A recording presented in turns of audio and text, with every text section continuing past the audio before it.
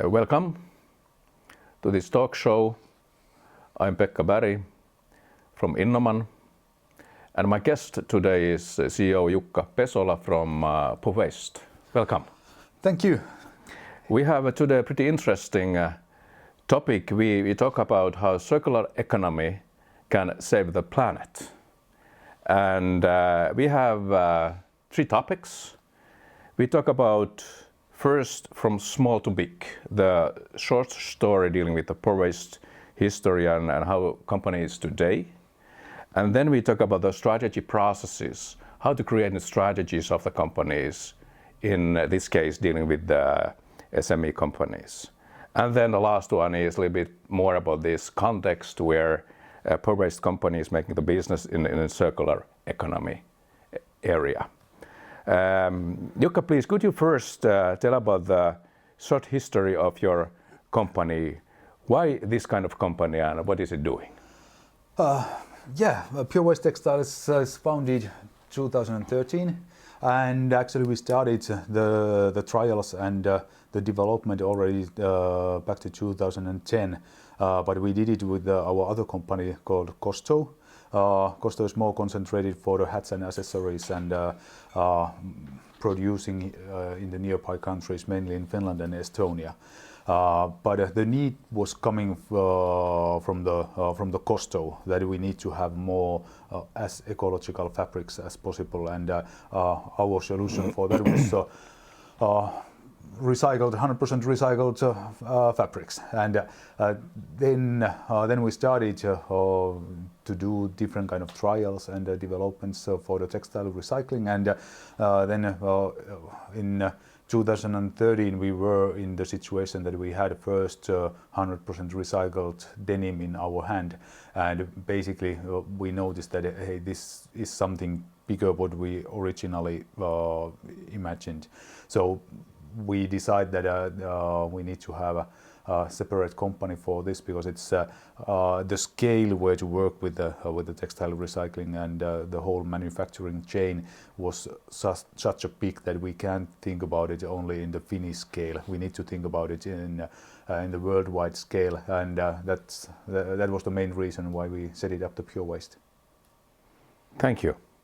And then topic is, or in this set we talk about the small to big. So you want to be bigger, you want to be global. You by some way you have been born to be global, and now you are in the turnover somewhere like a little bit under the 3 million euros, and now you want to be bigger.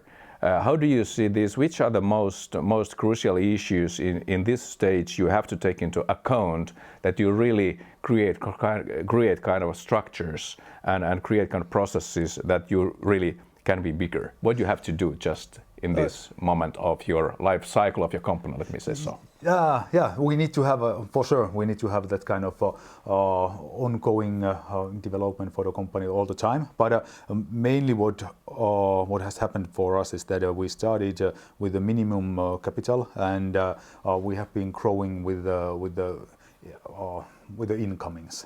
So basically, that has been set the limits for the growth, but still we have been growing with a really big steps. Last year our turnover was 3.6 million, and now we are basically in the point that where earlier we have been a kind of startup company, that there is a good group of friends working together, and everything is easy and funny. But now we need to set up that kind of a certain kind of structure for the company. We need to have a clear strategical steps how to go onwards, because we need to have that kind of how to say, that kind of basement for the future growth. We want to be that kind of sample for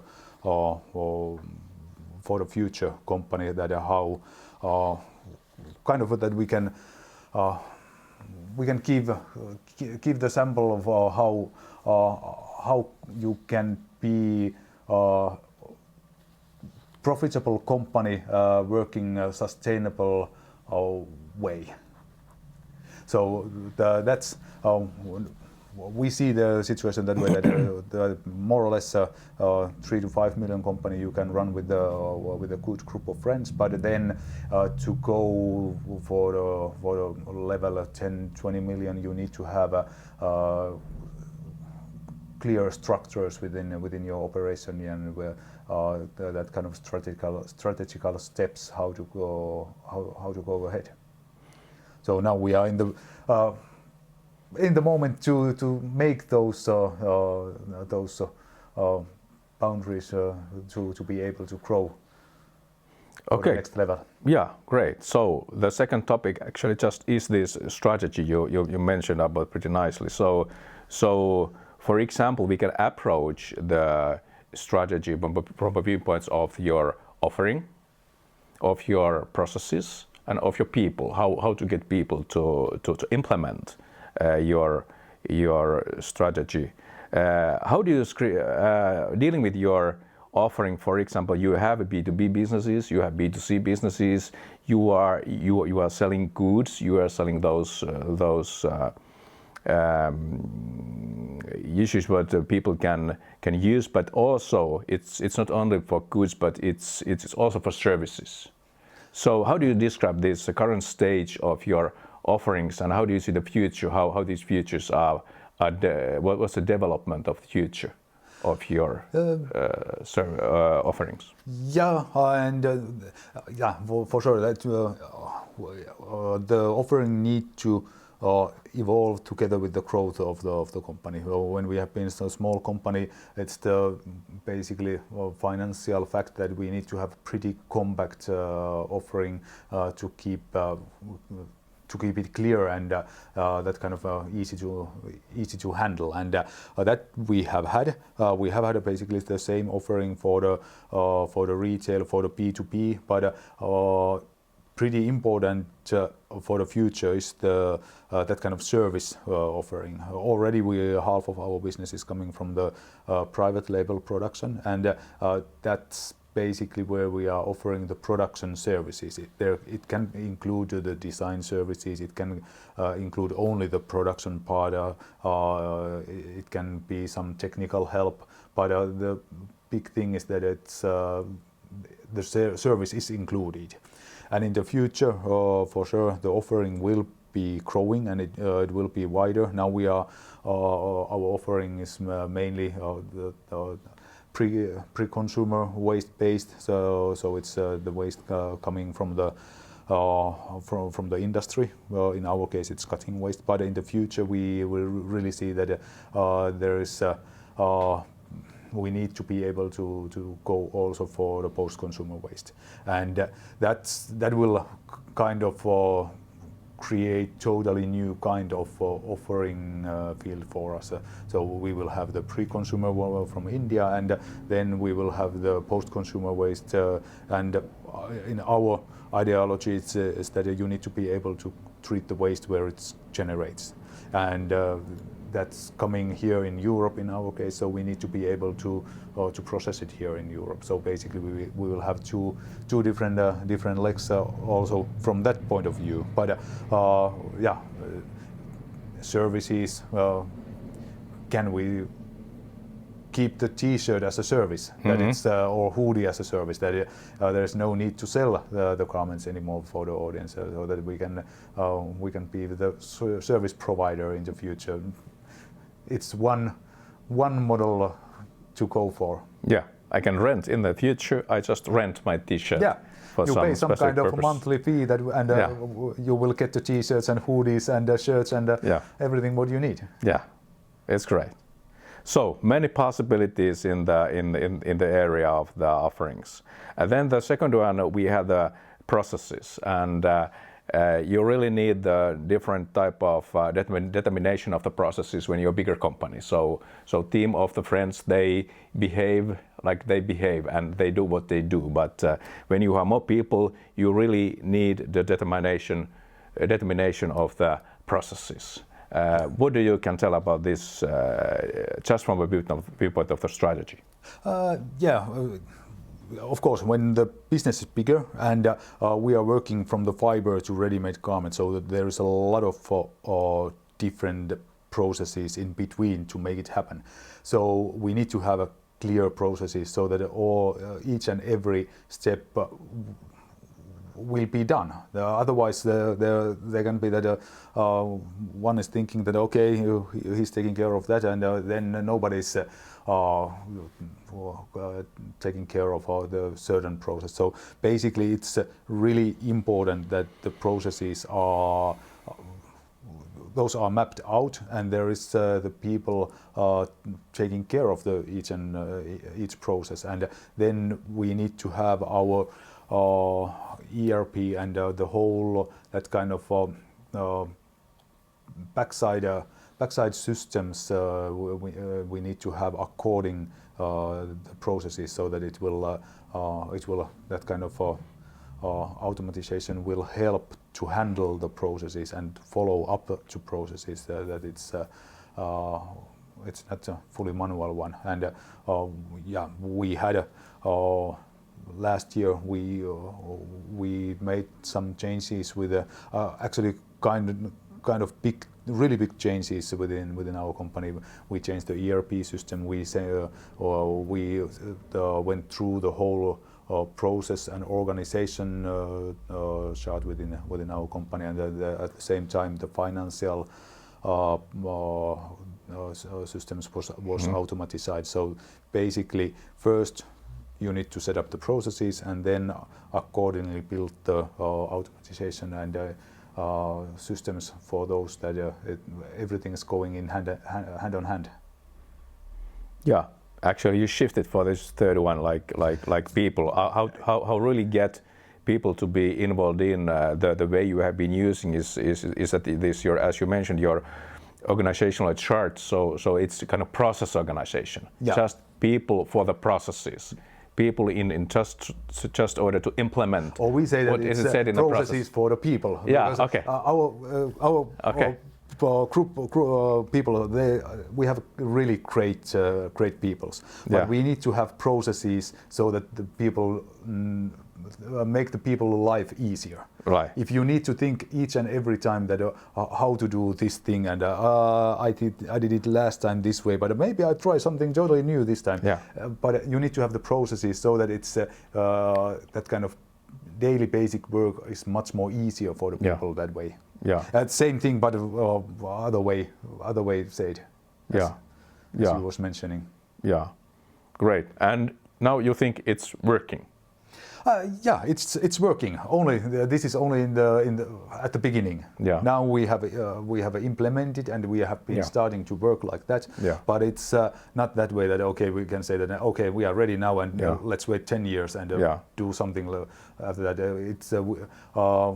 It's in use, but we need to we need to monitor it all the time, right, and make the corrections and to fix it, so that it's kind of everyday ongoing development for these processes also.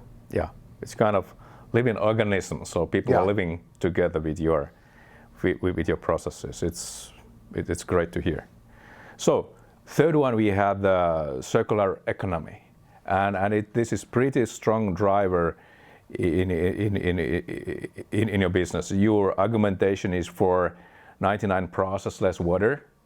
You have 50% less carbon dioxide and issues like this. So it's really the driver of your company. And in the name of the company, we thought about this, your mission, like what you argument, the word without textile waste, and it's a name in your company as well.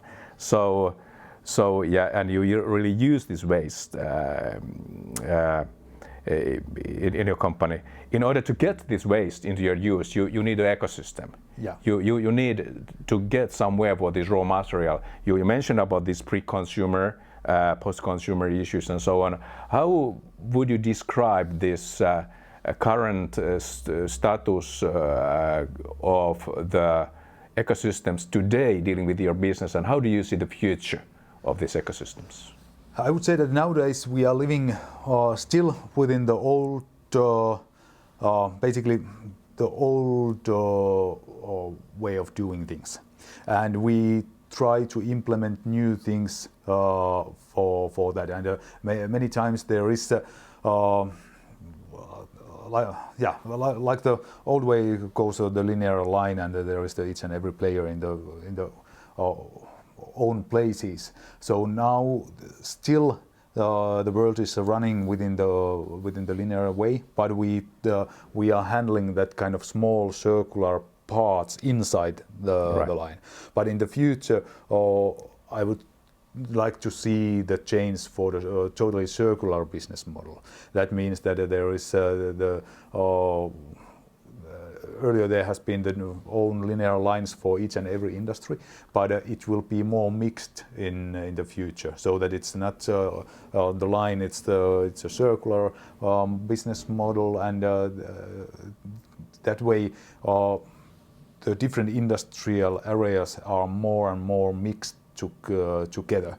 And in our case, when we are working in so many different processes, we are working with the collecting, we are working with the waste opening, yarn making, garment making, fabric and garment making, and then the sales part. So we need to have a really great ecosystem to work with, because we can't change the world by ourselves. We want to be the example to show how to do it, but still we are a small company, so we need to have a new kind of ecosystems in many different fields. Right. When we talk about the ecosystem, we can think about the value chain. So we can think about where do you get the raw materials? How do you produce those, and where are your customers? But the bigger picture dealing with the ecosystems is kind of approach, I call it triple helix. So not only companies and not only your customers or consumers, but also policymakers.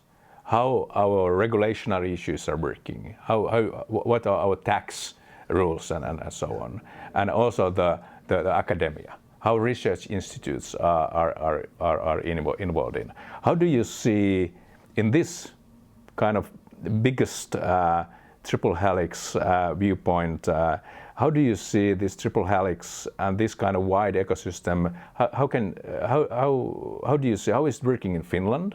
How is it working in Europe? And how is it working in the global context?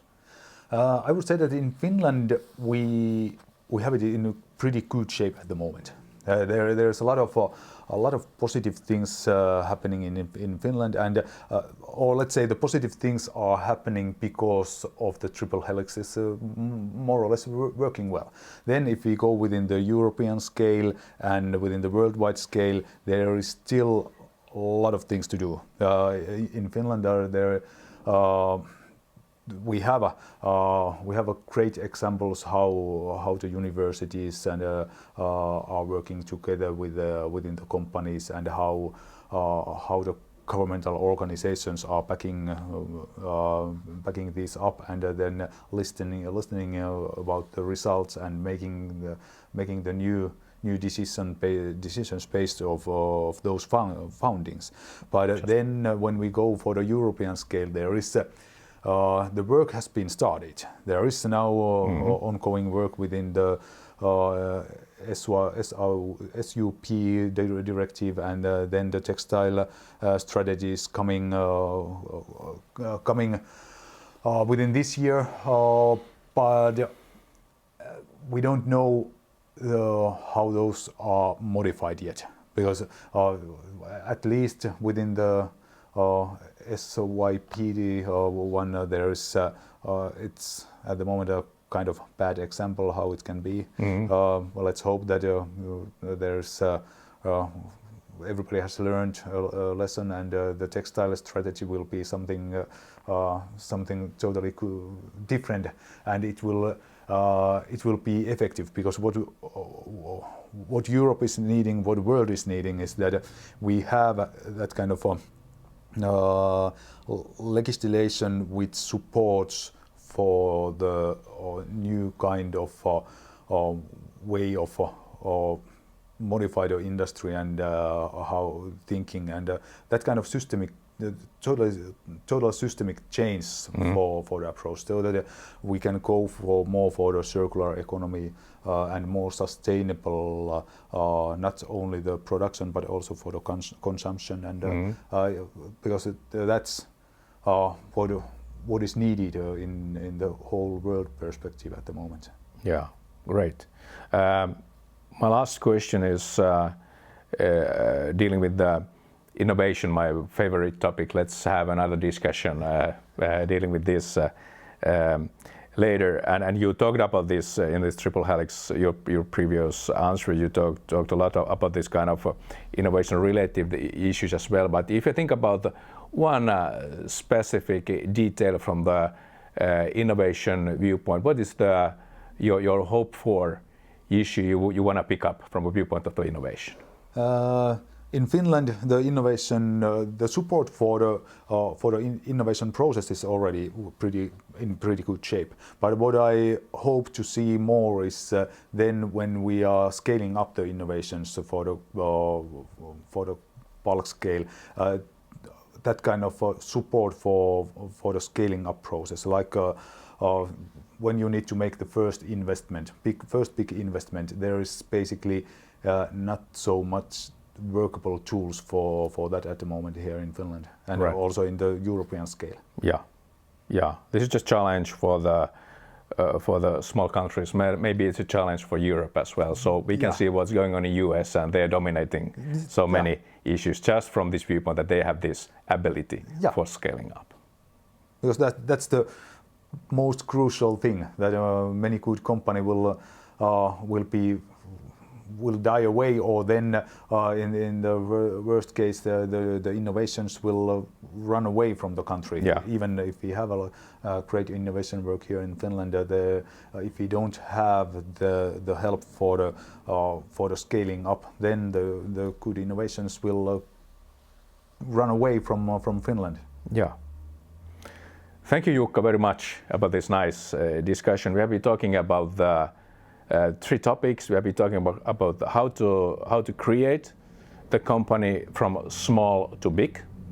We have been talking about the strategic issues, how to create new strategy, how to implement new strategy for this kind of growing up SME company, and then what does mean circular economy in the big picture from the viewpoint of the Finland, from the viewpoint of Europe, and from the viewpoint of the Earth. So, Jukka, thank you very much. Thank you.